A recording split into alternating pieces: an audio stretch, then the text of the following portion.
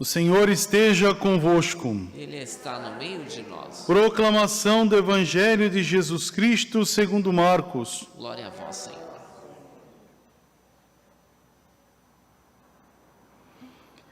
Naquele tempo, Jesus se retirou para a beira do mar junto com seus discípulos.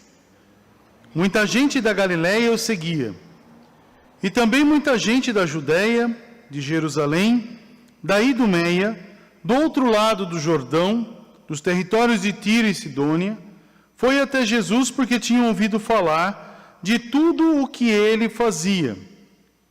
Então Jesus pediu aos discípulos que lhe providenciassem uma barca por causa da multidão para que não o comprimisse. Com efeito, Jesus tinha curado muitas pessoas, e todos os que sofriam de algum mal jogavam-se sobre ele para tocá-lo. Vendo Jesus, os espíritos maus caíam aos seus pés gritando: Tu és o Filho de Deus. Mas Jesus ordenava severamente para não dizerem quem ele era. Palavra da salvação. Glória a vós, Senhor. Podemos sentar. Queridos irmãos e irmãs, nós nos reunimos hoje a celebrar a festa de Santa Inês. Santa Inês é uma mártir jovem da igreja, ela morre com 16 anos. A gente sabe, dentro de toda a história, depois o Papa Damaso é que vai ornar todo o seu túmulo com frases importantes, frases bíblicas, elevando essa ação de santidade e de heroísmo de Santa Inês. E aí sim se coloca Santa Inês para ser celebrada também dentro do cânon romano, que é a oração eucarística primeira que nós temos na missa. Quando a gente termina a homilia, a gente faz as preces, e depois das preces vem a preparação das ofertas, e ali o padre depois começa a fazer uma oração, a que ela chama oração eucarística, dividida em prefácio e a oração eucarística a ser celebrada. Então, os dois momentos, divididos separados ali, tem a ponte, melhor dizendo, com o Cântico do Santo, aonde nós unimos a igreja triunfante com a igreja militante para celebrar um único mistério, a única Eucaristia. Olha que maravilha! E dentro desta realidade, no cânon primeiro, a primeira oração eucarística formulada para a igreja, se coloca, ali tem a invocação sobre a mártir Santa Inês. Quando termina falando Inês, Cecília, Anastácia, são as três que são colocadas para rezar juntos no elenco de tantos outros santos apresentados. Quando chega na memória dos mártires, na segunda parte dessa oração eucarística, as últimas a serem proclamadas são Inês, Cecília e Anastácia. Olha como é interessante o fato. Mas por que ela morre? E por que ela é santa? Porque, primeiramente, ela, vivendo bem o seu batismo, decide na sua juventude se consagrar totalmente a Deus. Então ela assume esse matrimônio mistagogo com nosso Senhor. Ela consagra toda a sua existência, toda a sua virgindade a Deus. Depois nós observamos que naquele tempo não existia namoro, mas existia a questão de posses para comprar os dotes. E a dimensão própria, o filho do cônsul, do prefeito, ali chamado síndico, dentro de Roma, ele se enamora dessa moça. E eles fazem de tudo para fazer com que ela deixe a religião e viva o mundo pagão. Ela defende a religião, ela defende o amado, o seu amado. Ela fala que ela é toda de Cristo e que a única religião é a católica. E ela faz tudo isso, e eles pedem para que ela professe uma fé pagã, e ela não professa. Torturam e matam essa menina. Ela derrama o sangue professando o nome do Senhor. Tanto tem a antífona do cântico evangélico, do cântico que a gente faz na tarde, nas vésperas, chamado Magnificat.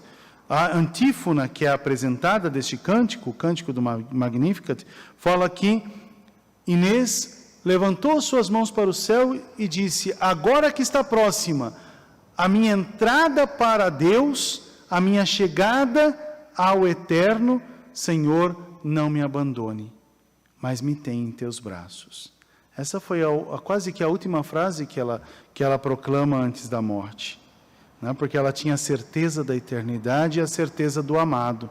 Nós, muitas das vezes, ficamos presos na terra pelos valores da terra, pelos valores do tempo, e não conseguimos entender, né? Por isso que falamos, os santos alcançaram esta ação. Todos nós podemos alcançar, a partir do momento que a gente viver verdadeiramente o nosso batismo, sentir verdadeiramente em nós essa certeza do eterno que já se faz presente quando celebramos a Eucaristia.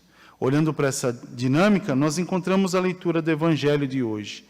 Veja que bonita a ação. Jesus está à beira do mar da Galileia, muitas pessoas estão indo ao encontro dele, né? Tem gente vindo de outros lugares, todos querem cura. Nós também, quando rezamos, pedimos para Deus: cura, Senhor, faça a sua cura, faça a sua vontade. Quando entendemos um pouco mais, falamos: seja feita a tua vontade. Mas quando Deus realiza a sua vontade em nós, muitas das vezes nós não aceitamos como Deus realiza a sua vontade. Mas o Senhor nos ensina a acreditar e a confiar nele, e a fazer o bem sem olhar a quem.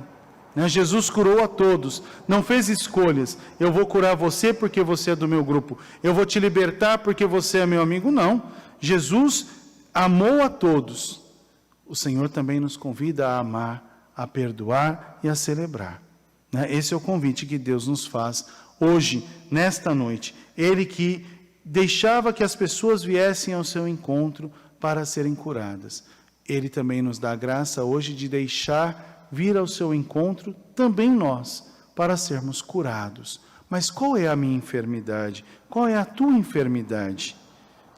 Apresenta a Deus a tua realidade, a tua história, e o Senhor, que é misericordioso, há de te acolher. Veja que as pessoas quase que caíam, se jogavam para tocar no manto do Senhor para ser curado, acreditando: se eu tocar, pelo menos na bainha do seu manto, serei curado. Quanto mais somos nós que vivemos a palavra e a Eucaristia, o Senhor está sempre conosco. A gente é simplesmente se colocar aberto a deixar Deus curar, deixar Deus cuidar, e também agir dessa mesma realidade para os nossos irmãos, levando esperança, alegria, graça, saúde, cura também, através dessa palavra que nos foi anunciada. Olha quanta coisa importante a gente recebe de Deus. Outra realidade é que nós estamos rezando o 7º dia de nossa irmã. Rezar o 7º dia não é rezar a perda, não é rezar o desencontro, mas é rezar o encontro e celebrar a vitória, porque nossa irmã encontra a certeza do céu, a graça de Deus. Ela entra no grupo dos eleitos, Ela venceu o bom combate, ela guardou a fé, percorreu a corrida da sua história, e para ela é reservada a coroa imperecível.